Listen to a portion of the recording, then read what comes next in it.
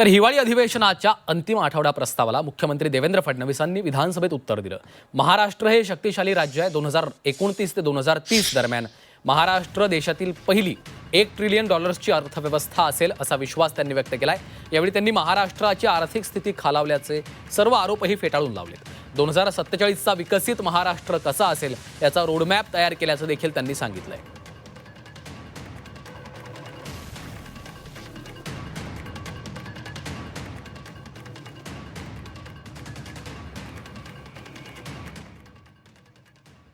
अनेक लोकांनी शंकाही व्यक्त केली होती की आम्ही अनेक योजना सुरू केल्या, लाडकी बहीण योजना असेल, शेतकऱ्यांना मोफत विजेची योजना असेल।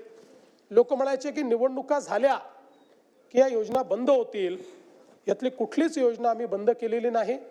सर्व योजना सुरूच आहेत आणि पुढेही संपूर्ण 5 वर्ष आमच्या या सगळ्या योजना सुरूच राहतील हे देखील या ठिकाणी मी सांगतो।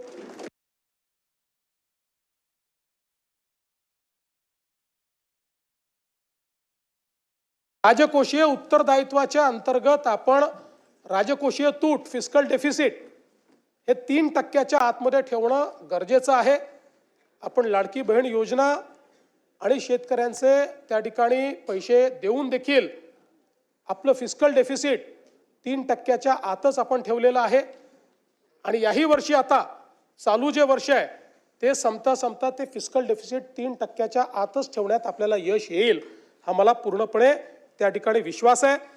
सरत्या वर्षामध्ये आपण ते 2.76% इथपर्यंतच मर्यादित ठेवलं। त्यामुळे हा जो दुसराही निकष आहे त्याही निकषावर आपली अर्थव्यवस्था ही अजून कुठेही दिवाळखोरीकडे चाललेली नाही। आता आपण महाराष्ट्राचं एक विजन डॉक्युमेंट तयार केलेलं आहे आणि या विजन डॉक्युमेंटमध्ये 2047चा विकसित महाराष्ट्र कसा असेल या संदर्भातलं प्रत्येक विभागाचा रोडमॅप आपण तयार केलाय। त्यात 3 टप्पे आपण केले आहेत।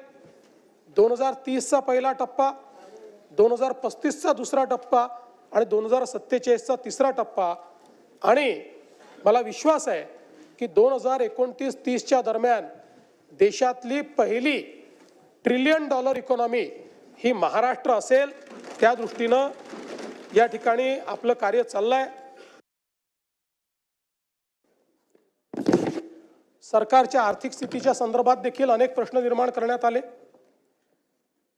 खरं म्हणजे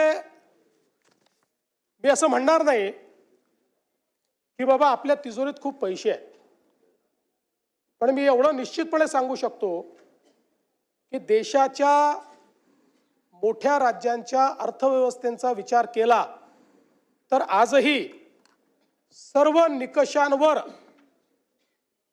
पात्र होणारी अर्थव्यवस्था ही महाराष्ट्राची अर्थव्यवस्था आहे। आणि आपण जर बघितलं तर राज्याच्या विकासाकरता कर्ज उभारावंच लागतं। प्रत्येक राज्य ते उभारतो आणि त्यामध्ये रिझर्व्ह बँकेने आणि FRBMने आपल्याला राज्याच्या स्थूल उत्पन्नाच्या 25% कर्ज उभारण्याची परवानगी दिली आहे। 25%च्या वर जर आपण गेलो तर मात्र अर्थव्यवस्था कुठेतरी अडचणीत आली असा त्याचा अर्थ होतो। आपण 2025-26चे जे काही आपले अर्थसंकल्पीय अंदाज आहेत त्याचा आपण विचार केला आणि आतापर्यंत घेतलेल्या कर्जाचा विचार केला तर आपण एकूण स्थूल उत्पन्नाच्या 18.87% एवढंच त्या ठिकाणी कर्ज घेतलेलं आहे।